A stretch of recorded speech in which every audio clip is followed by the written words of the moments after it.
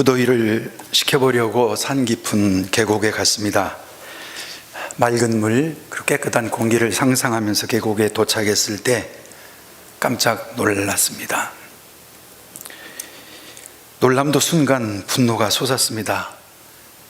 제가 쉬던 곳에 쓰레기가 지천으로 널려 있었습니다. 물 위에 둥둥 떠 있는 스티로폼, 음료수 띠, 비닐, 음식 찌꺼기, 그리고 깡통과 흩어진 병들, 되돌아갈까 하다가 쓰레기를 주울 마음을 가졌습니다. 한참 줍다 보니 어느 정도 깨끗해졌습니다. 잠시 쉬는데 놀랍게도 다시 쓰레기가 쌓이기 시작합니다. 계곡물을 타고 위에서부터 쓰레기들이 내려오기 시작합니다. 계곡 위쪽으로 올라가 보았더니 쓰레기들이 쌓여 있었습니다. 좋기 몇 년은 된 듯 싶었습니다. 밑에 있는 쓰레기를 치우자 그 치워져 생긴 공간으로 그동안 밀려있던 쓰레기들이 흘러내려온 것입니다. 위에 있는 쓰레기를 먼저 치우지 않는 한 밑에 있는 쓰레기를 치우는 것은 아무 소용이 없습니다. 잠깐 효력에 불과합니다. 이스라엘 사람들은 마음을 어떤 사람의 감정과 행동, 생각, 판단, 이런 모든 것들이 모여있는 보이지 않는 그릇이라 생각을 했습니다. 그래서 마음을 고치지 않으면 겉으로 다른 행동은 고쳐지지 않는다 생각을 했고, 그래서 잠언에서는 모든 인간의 문제는 마음에서 나온다라고 생각했습니다. 잠언 23장 7절 말씀입니다. 대저 그 마음의 생각이 어떠하면 그 위인도 그러한즉 그가 네게 먹고 마시라 할지라도 그의 마음은 너와 함께하지 아니함이라. 마음이 어떠한 것이 바로 그 사람이라 이렇게 이야기를 합니다. 그래서 에스겔 11장에서는 에스겔 선지자가 이렇게 외칩니다. 내가 그들에게 한 마음을 주고 그 속에 새 영을 주며 그 몸에서 돌 같은 마음을 제거하고 살처럼 부드러운 마음을 주어 내 율례를 따르며 내 규례를 지켜 행하게 하리니 그들은 내 백성이 되고 나는 그들의 하나님이 되리라. 우리가 하나님의 백성이 되고 하나님께서 나의 하나님이 될 수 있는 그 방법은 여기 나와 있는 것처럼 영과 몸에 새로움이 주어진다.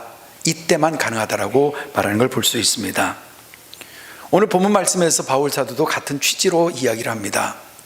한 사람이 어떻게 하나님의 자녀가 되고 거룩한 백성이 되고 영광스러운 존재가 될 수 있는가, 이것을 바울은 로마서 8장 3절부터 11절에 걸쳐서 말씀하고 있습니다. 먼저 6절 말씀에 보면 이런 말씀이 나옵니다. 육신의 생각은 사망이요 영의 생각은 생명과 평안이니라. 그러니까 육신의 생각과 영의 생각 두 종류로 나누고 있습니다.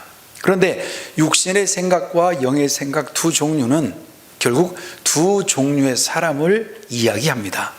따라서 모든 사람은 두 종류 중 한 곳에 소속되어 있게 되어 있습니다. 육신에 속하든 영에 속하든, 다시 말해서 육신으로 생각하는 사람이거니와 또는 영으로 생각하는 사람, 둘 중에 하나로 들어가게 되어 있습니다.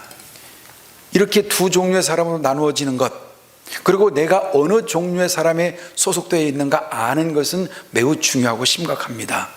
왜냐하면 하나님께서는 내가 어떤 삶을 살았으며 어떤 종류의 사람으로 살아왔는가, 나는 어떤 곳에 소속된 채 살아왔는가 하는 것으로 우리 인생을 판단하기 때문에 그러합니다.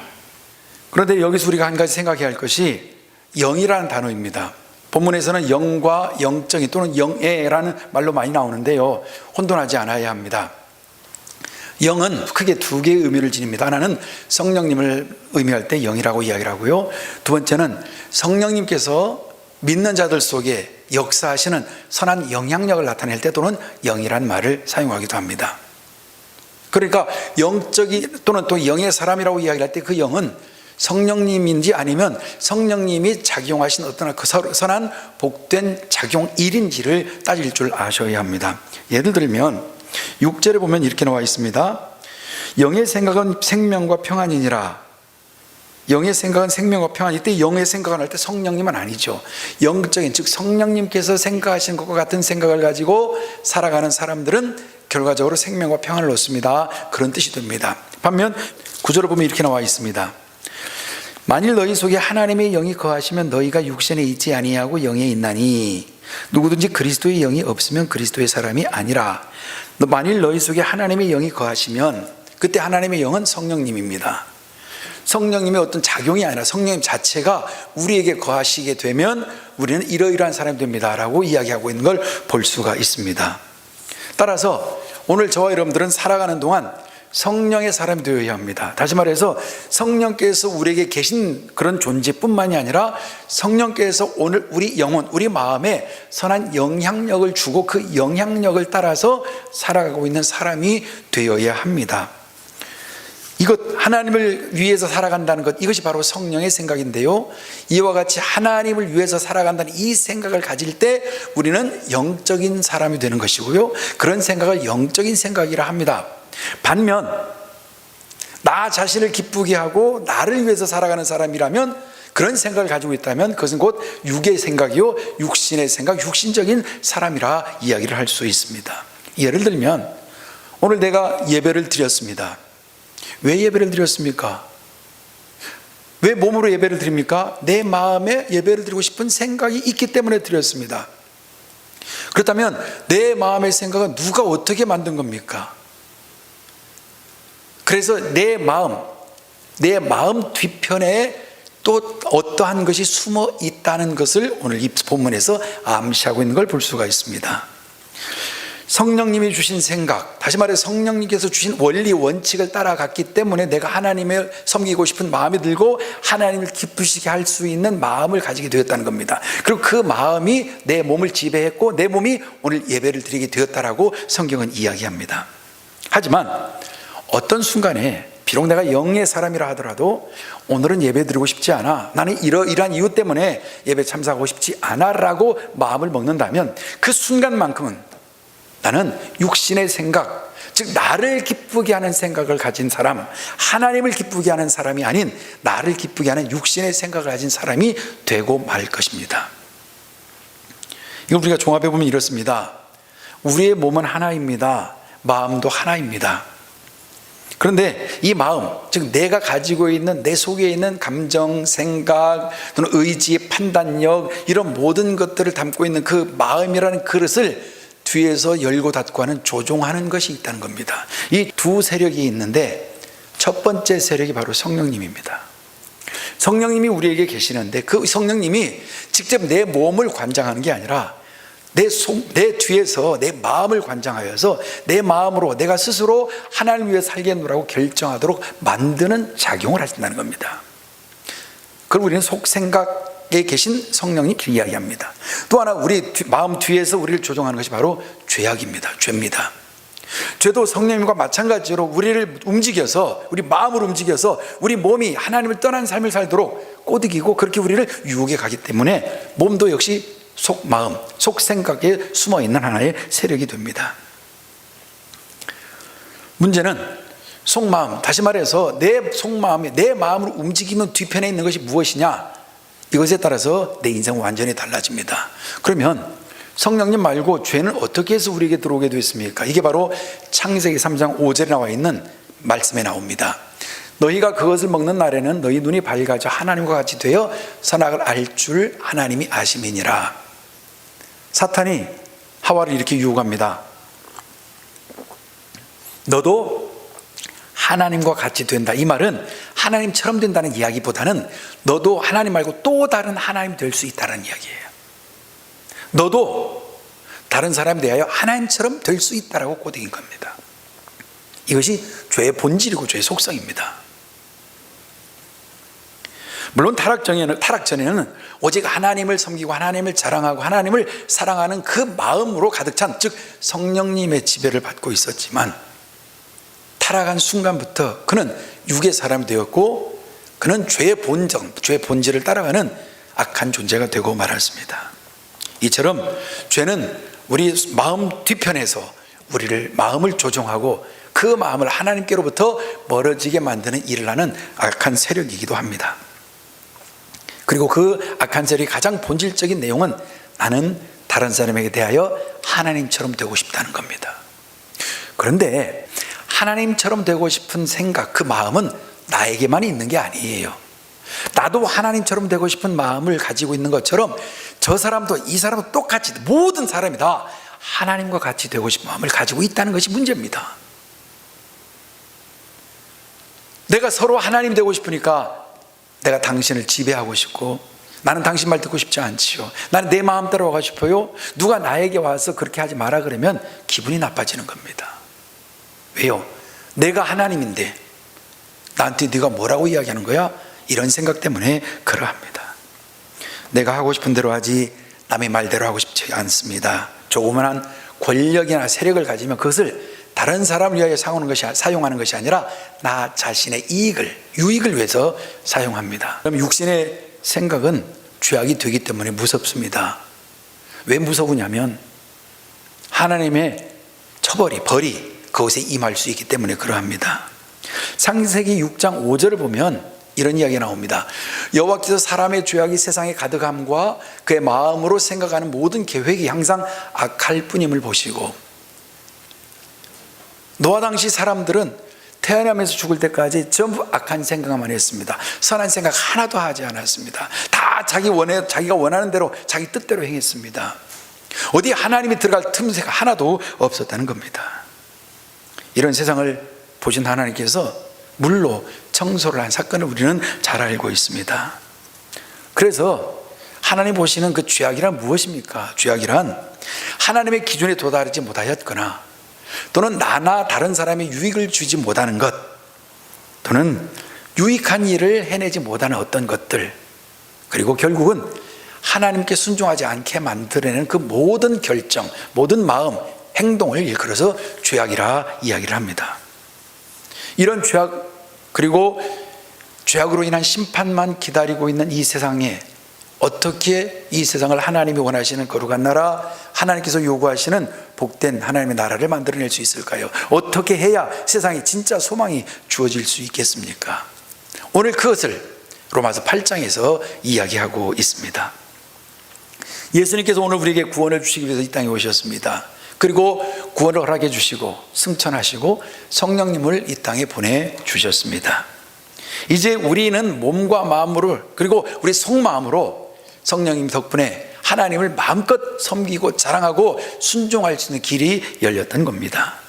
주님의 인정을 받는 가치 있는 삶을 살 수 있는 기회가 주어져 있고, 그것이 오늘 우리에게 진짜 소망이 된 것입니다. 하지만 비록 하나님을 사랑한다 하더라도 우리 마음을 지배하려는 속셈은 두 가지입니다. 아까도 말씀드렸지만 육신의 일을 하려는 생각과 영적인 일을 하려는 두 생각이 우리 속마음 깊은 곳에 들어와 있습니다. 비록 내가 예수님을 믿는 구원받은 자가 되었다 하더라도 이 악한 것을 추구하고 죄악의 본질이 여전히 내게 남아있기 때문에 예수 믿는 나라도 경우에 따라서는 악한 일을 감행할 수가 있더라라는 겁니다. 아직 100% 완전하게 하나님 사랑하고 존경하지 못할 이 땅에 살고 있기 때문에 우리는 어떤 때는 육신적인 생각을 따라 살아 내 마음의 갈등을 빚기도 합니다. 바울 사도는 이런 갈등을 자기 경험을 통해서 우리에게 이야기해 주고 있습니다. 바울은 법으로 볼 때는 흠이 없고 완전 무결한 사람이었습니다. 하지만 예수님을 알기 전에 그는 자기가 완전 무결했다는 그것을 가지고 예수 믿는 사람들을 잡아 죽이는, 고문하고 믿음을 떨어뜨리는 일을 아무런 죄책감 없이 오히려 자랑스럽게 했다고 진술합니다.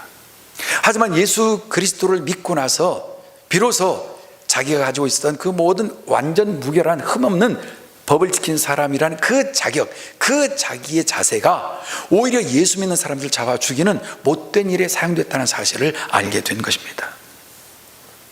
따라서 하나님과 관계없이 속생각 변화가 되지 아니하고 착하게 사는 것은 다른 사람들에게 전혀 유익이 되지 아니하고 오히려 피해를 준다는 사실을 바울은 자기 자신을 통하여 경험적으로 이야기를 한 걸 볼 수 있습니다. 속마음이 없이 겉으로 드러난 법적인 일을 하는 것, 이것이 오히려 많은 사람들에게 피해를 준다는 것, 이것은 우리가 역사에서도 찾아볼 수가 있습니다. 제4차 십자군 전쟁은 참으로 추악한 전쟁이었습니다. 거기에 명분도 없고 목적도 없는 전쟁이었습니다. 성지 예루살렘, 그 그곳을 성도들이 마음껏 성지 순례할 수 있도록 하기 위하여 이슬람이 장악하고 있었던 그 예루살렘을 탈환하기 위하여 기독교 국가들이 들고 일어났습니다. 1, 2, 3차 전쟁을 거치고 이제 4차 전쟁 때에는 이슬람을 뒤에서 후원하는 이집트를 먼저 공격해야겠다라고 생각을 한 교황 이노켄타우스 3세는 프랑스 귀족들에게 베네치아, 지금 베니스죠, 이탈리 베네치아로 모이라고 이야기를 했습니다. 그런데 모인 군대 숫자와 재정이 넉넉하지 않아서 베네치아에 머물러 있는 동안 많은 식량 빚을 지고 또 베네치아 상인들이 사용할 배삭을 그들은 감당할 수가 없었습니다. 이러지도 저러지도 못하는 이 십자군 군인들에게 알렉시우스라는 왕자가 접근하여 꼬드기기 시작합니다. 이 알렉시우스 왕자는 비잔틴 제국, 동로마 제국이죠. 비잔틴 제국의 동방정교회를 지금 섬기고 있는 같은 기독교 국가였는데요, 그 도시에서, 그 국가에서 왕 노릇을 해야 하는데 왕자로서 왕 노릇하지 못한 채 쫓겨나게 되어서 이제 십자군 군인들을 꼬드겨 그들에게 만일 너희들이 콘스탄티노플을 점령해서 나를 왕으로 세워주면 내가 너희들의 필요한 모든 재정을 다 대주고 또 이집트를 공격할 배까지 대줄 뿐만이 아니라 동방 정교회를 서방 로마 교회에 복종시키겠다라는 약속을 합니다. 이러지도 저러지도 못했던 십자군 군인들이 이 알렉시우스 왕자의 말을 듣고 콘스탄티노플로 배를 타고 출항합니다. 콘스탄티노플도 같은 예수를 믿는 기독교 나라였습니다. 1202년에서 1204년 동안 그들은 콘스탄티노플을 점령하고 그리고 무자비한 살육을 감행하기 시작했습니다. 수많은 은금 보화를 빼내고 그들은 그것을 아예 다른 나라로 만들어버렸습니다. 비잔틴 제국이었는데 그들은 라틴 제국으로 이름을 바꾸고 새로운 나라를 만들어버렸습니다. 그리고 자신들을 파문했던 교황에게 많은 금은보화와 그리고 동로마 제국의 수장령을 서로마 제국 교황에게 가져다 주므로 교황은 그들을 어여삐 여겨 사면해 주었습니다. 겉으로 보면 잘했습니다. 그러나 성지순례라는 목적을 이루지도 못했고 같은 기독교인이 기독교 국가를 침략하여 살육하는 아주 잔인하고 무자비한 살육을 감행하게 되었던 것입니다. 왜 이렇게 되었을까요? 왜 이런 마음을 가지고 그들이 이런 일을 했을까요? 탐욕 때문에 그러합니다. 그들의 마음을 움직인 것은 바로 탐욕이었습니다. 각자 서로 다른 탐욕, 빚 또는 돈 또는 지위, 해상권 장악 또는 어떤 교단을 내 휘하에 두는 것, 이런 각자 서로 다른 목적과 야망을 가지고 그들은 겉으로는 십자군 전쟁이라는 거룩한 명분을 내세웠지만 그 알고 보면 그들은 오히려 많은 사람들을 힘들게 만드는 죄악을 저지르고 말았던 것입니다. 다시 말해서 속마음이 변화되지 않은 성도들이 있으면 세상은 더 혼란스럽게 되고 소망이 사라진다는 이야기입니다. 우리는 성경에서도 찾아볼 수 있습니다. 여리고성이 무너지자 이스라엘 백성들이 여리고성 안으로 들어가 이제 여러 가지 물건을 거두기 시작합니다. 그때 여호수아가 분명히 말합니다. 너희들이 들어가서 이러이러한 물건은 손대지 마라 라고 경고했는데 아간이라는 사람이 여리고에 들어와서 보니까 외투와 은과 금이 있는데 갑자기 가지고 싶은 탐욕이 일어났습니다. 노예로 살다 보니 은금이 어디 있었겠으며 노예로 살다 보니 무슨 멋진 신할산 외투가 보였겠습니까? 그것을 보는 순간 탐심이 생겼습니다. 하나님께서 분명히 이런 물건들에는 손대지 말아라는 계명을 주셨지만 하나님의 계명, 하나님의 명령보다 자기의 탐심이 더 앞섰고 탐심을 따라간 아간이 되고 말았습니다. 결국 아간과 온 식구들이 죽고 이스라엘 백성들은 아이성 싸움에서 패배하는 아주 참혹한 결과를 가지게 되었습니다. 한 개인의 탐심은 민족 전체를 피해자요 소망을 사라지게 만들기도 합니다.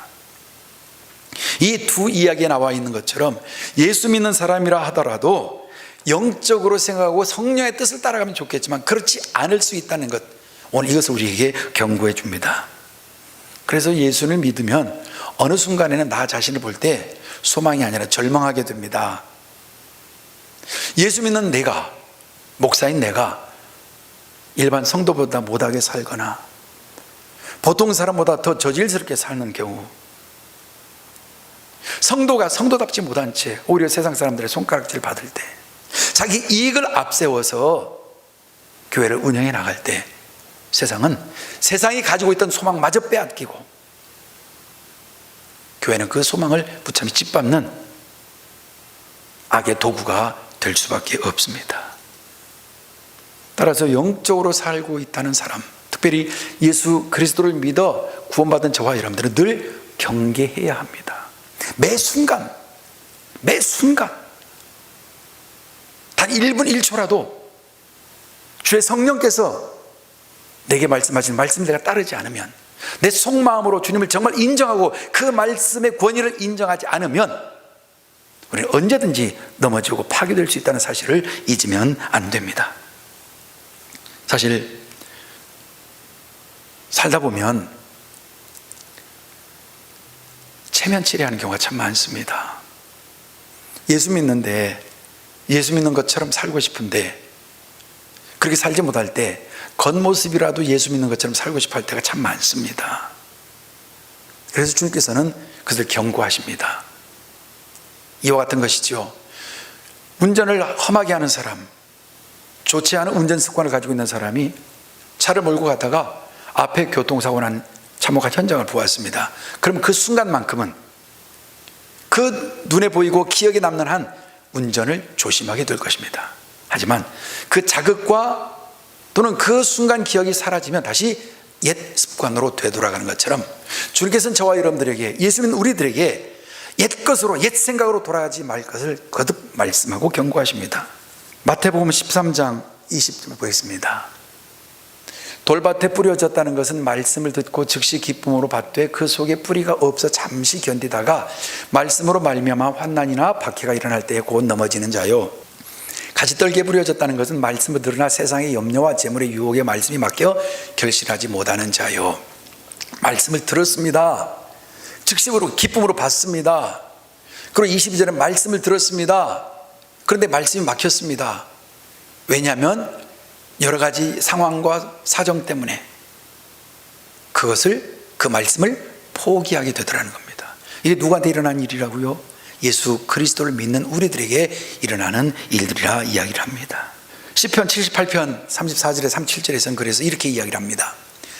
하나님이 그들을 주실 때에 그들이 그에게 구하며 돌이켜 하나님을 간절히 찾았고 하나님이 그들의 반석이시며 지존하신 하나님이 그들의 구속자이심을 기억하였도다. 자 보십시오. 34절 35절. 하나님이 이스라엘 백성을 말 안 듣는 이스라엘 백성들을 때리셨습니다. 그때 그들은 어떻게 했습니까? 하나님 저를 살려주십시오, 살려주십시오. 간절히 애걸복걸하면서 하나님 우리의 반석 아닙니까? 나의 구원자가 아니십니까? 이렇게 하나님께 계속 부르짖었습니다. 왜요? 하나님이 우리에게 어떤 분인가를 하나님으로 기억나게 하시려고. 그런데 36절 37절. 그러나 그들이 입으로 그에게 아첨하며 자기 혀로 그에게 거짓을 말하였으니, 그런데 그렇게 말한 것이 전부 다 아첨이요 거짓말이라는 겁니다. 이는 하나님께 향하는 그들의 마음이 정함이 없으며 그의 언약에 성실하지 아니하였음이로다.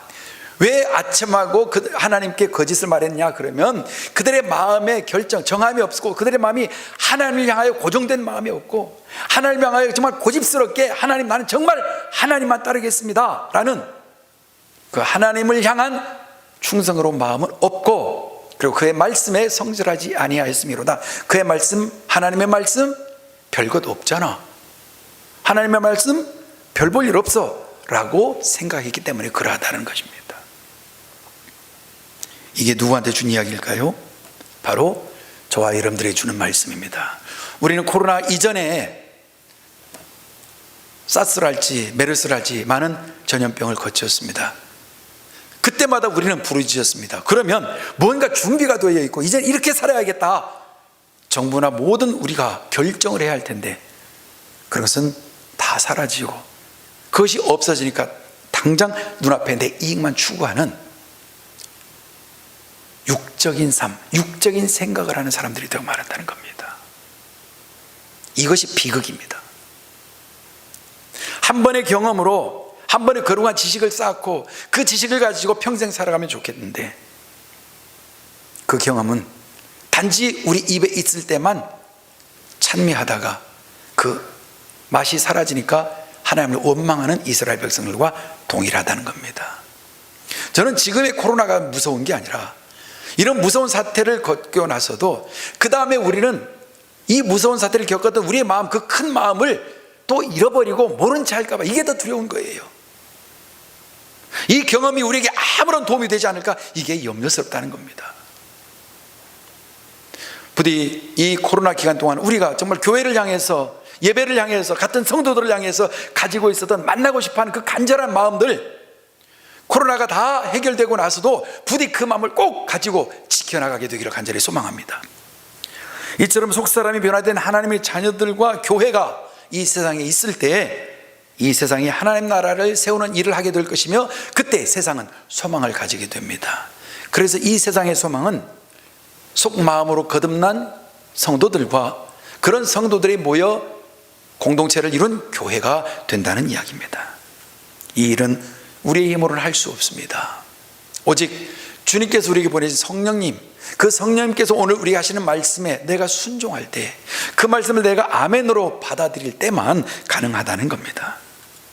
이런 노력이 있을 때 비로소 우리는 세상에 소망을 줄 수가 있습니다. 믿음의 영역에서 가장 중요한 것, 오늘 믿음을 가진 우리들이 가장 중요하게 생각해야 할 것이 바로 이것입니다. 예수 그리스도께서 오늘 우리를 위하여 이 일을 행하셨고 성령님을 이 땅에 보내셨도다. 그 성령님이 오늘 우리에게 하신 말씀을 따르는 것이 유일한 살 길이다. 이것을 놓치면 다 놓치는 겁니다. 그래서 로마서 4장 25절에서는 이렇게 말합니다. 예수는 우리가 범죄한 것 때문에 내줌이 되고 또한 우리를 의롭다 하시기 위하여 살아나셨느니라. 예수님 때문에 우리가 살아났다는 사실을 잊지 말라. 여기에 진짜 소망이 오고 있다는 것을 성경은 말합니다.